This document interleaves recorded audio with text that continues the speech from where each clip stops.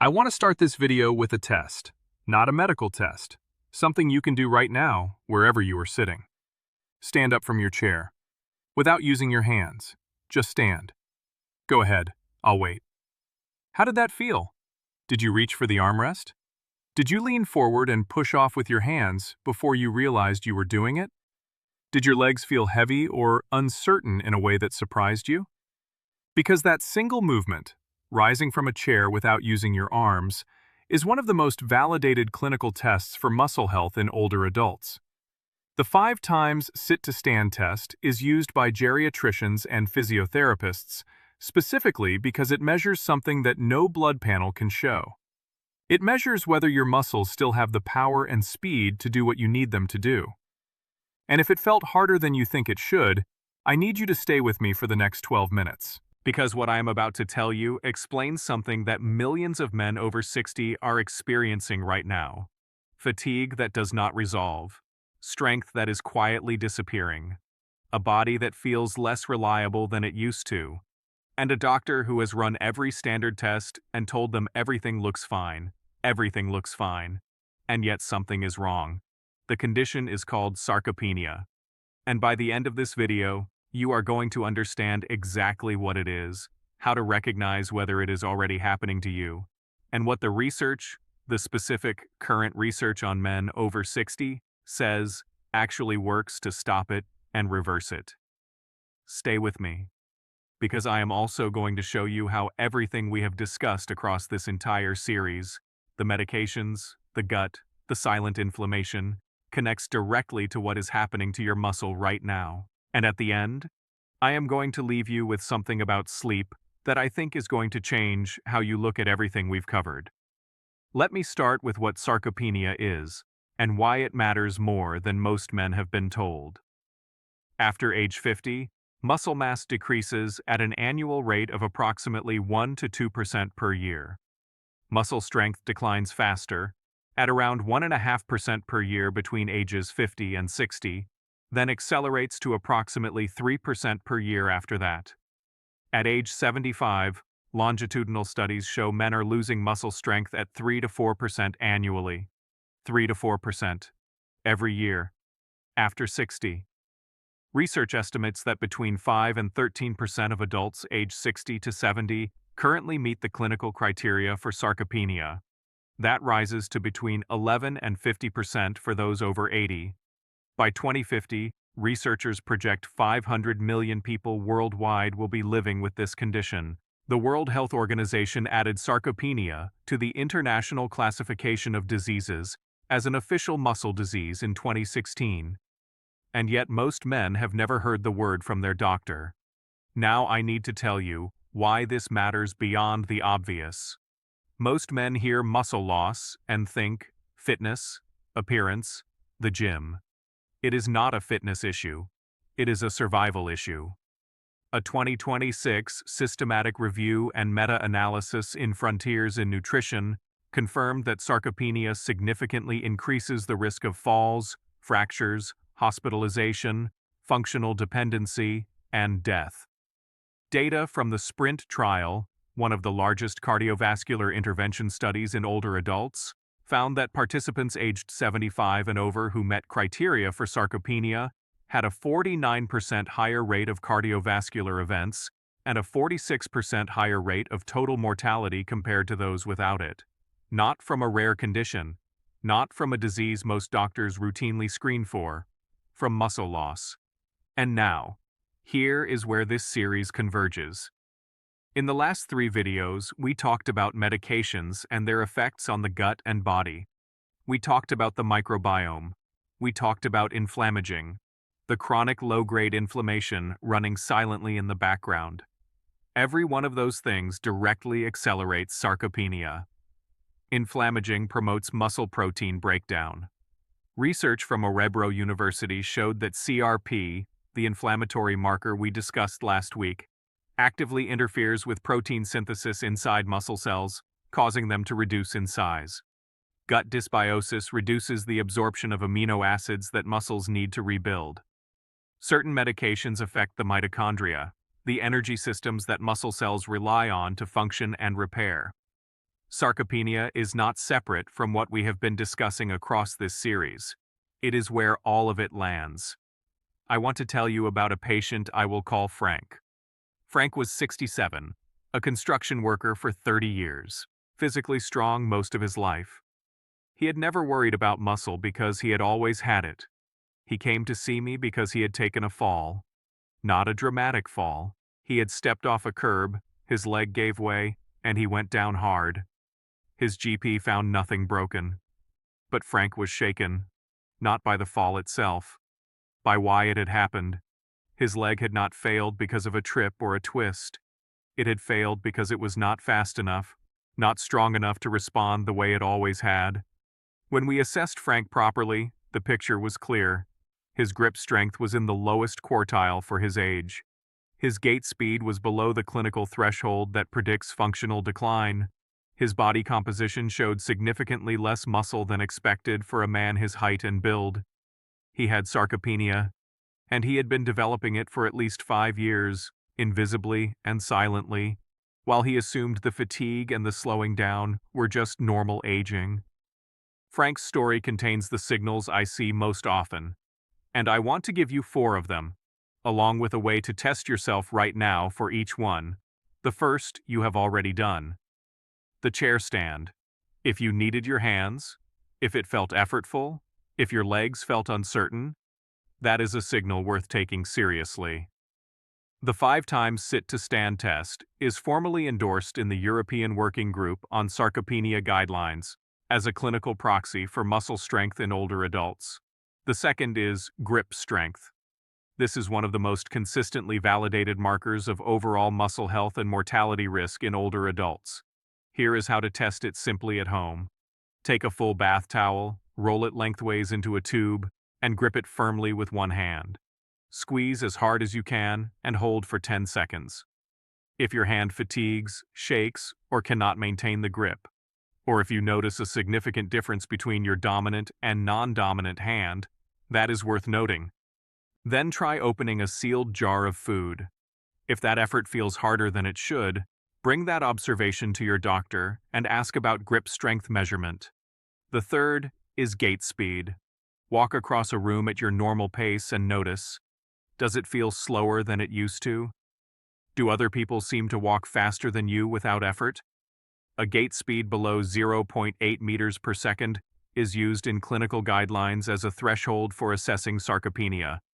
You do not need a stopwatch to know if your walking pace has noticeably slowed over the last 3 to 5 years. The fourth is functional movement, getting up from the floor. Lie down on the floor on your back and try to get up without rolling to your side or using your hands as leverage. Use only your core and your legs. If that feels significantly more difficult than you would expect, it is a meaningful indicator of reduced muscle power in the muscle groups most critical for daily independence. Now, before I tell you what actually works, Frank asked me a question, and I think it is probably the same question you are asking right now. He said, "I am 67 years old. Is it too late? Can I actually rebuild muscle at my age?" The honest, evidence-based answer is yes. Older muscle retains the capacity to respond to the right stimulus. The response is slower than in younger adults. There is a phenomenon called anabolic resistance.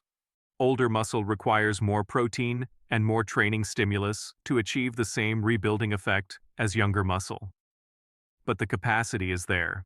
Studies in adults in their 70s, 80s, and 90s have demonstrated meaningful improvements in muscle mass, strength, and functional performance from the right interventions. There is no medication currently approved to treat sarcopenia that has demonstrated the combination of efficacy and safety that would make it a standard recommendation. The 2 interventions with the strongest, most consistent evidence are not pharmaceutical, and they are not complicated. The first is progressive resistance training. A 2025 systematic review and meta-analysis in BMC Geriatrics, analyzing randomized controlled trials up to March 2025, found consistent evidence that resistance training significantly improves grip strength and physical performance in older adults with sarcopenia. Multiple international clinical guidelines, including the European Working Group on Sarcopenia, now endorse progressive resistance training as the primary intervention for both preventing and treating this condition. The word progressive is critical. The body adapts. Once it has adapted to a given level of resistance, that resistance must increase for further improvement to occur. This is not about lifting heavy weights the way a competitive athlete would. It is about applying graduated, consistent challenge to the major muscle groups in a way that prompts them to rebuild. For men over 60 who are new to this, research supports starting with 2 to 3 sessions per week targeting major muscle groups, with a focus on movements that mirror real life: pushing, pulling, squatting, stepping. Body weight, resistance bands, and moderate weights all produce results when the principle of progressive overload is applied and sustained over months, not weeks. The second intervention is protein. And I want to be specific here because the research has moved significantly beyond what most doctors are still telling patients. A 2024 systematic review and meta-analysis confirmed that the combination of protein supplementation and resistance exercise consistently improves and maintains muscle mass, strength, and performance in older adults with sarcopenia, more effectively than either intervention alone.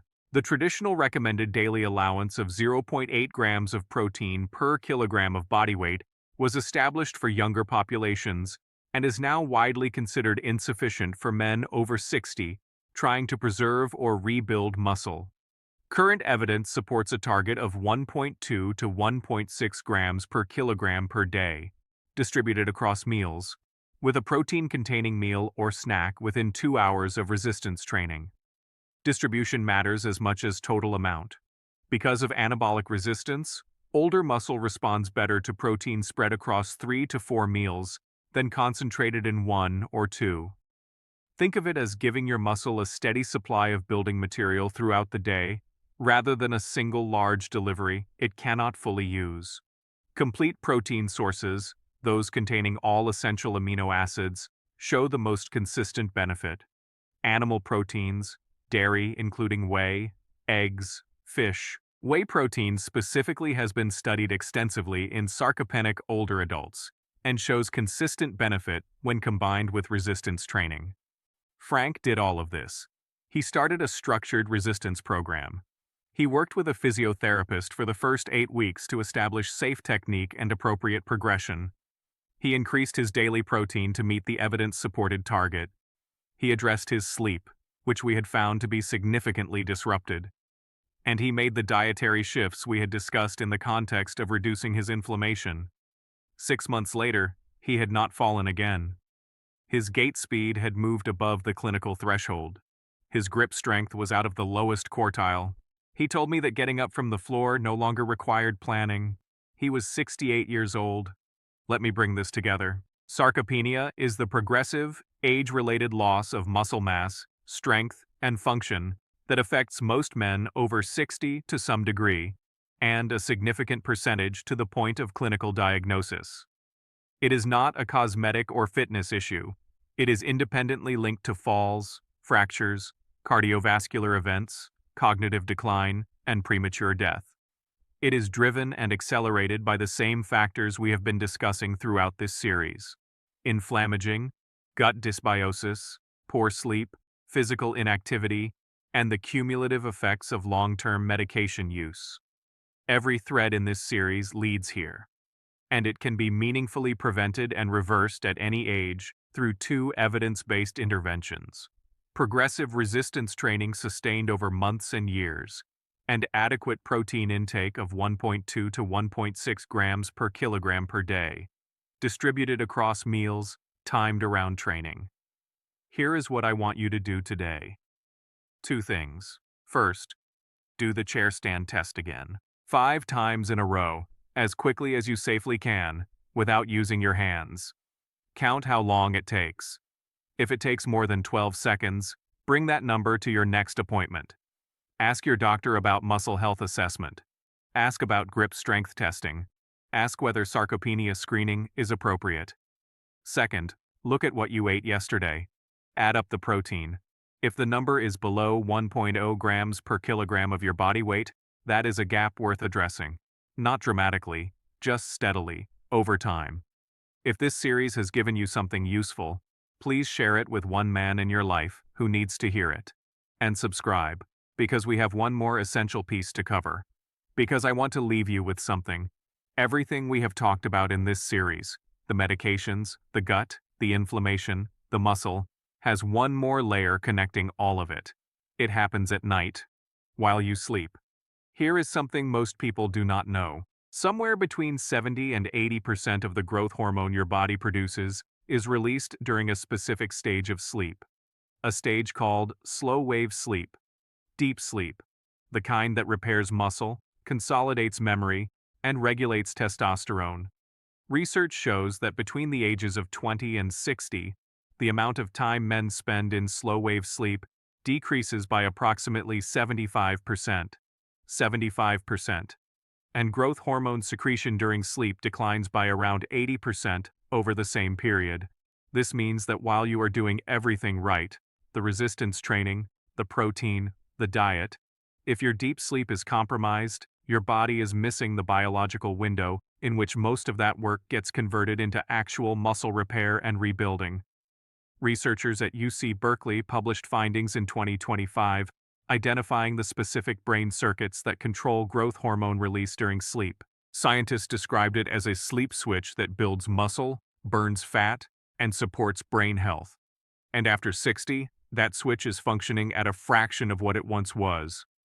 In the next video, we are going to talk about why sleep after 60 is biologically different from sleep at 40, what is changing in your brain, what it means for everything from muscle recovery to cardiovascular health to cognitive preservation, and what the evidence supports for improving it, without sleeping pills, without generic advice you have already heard, and without accepting that broken sleep is simply what aging looks like, because it is not. I will see you there.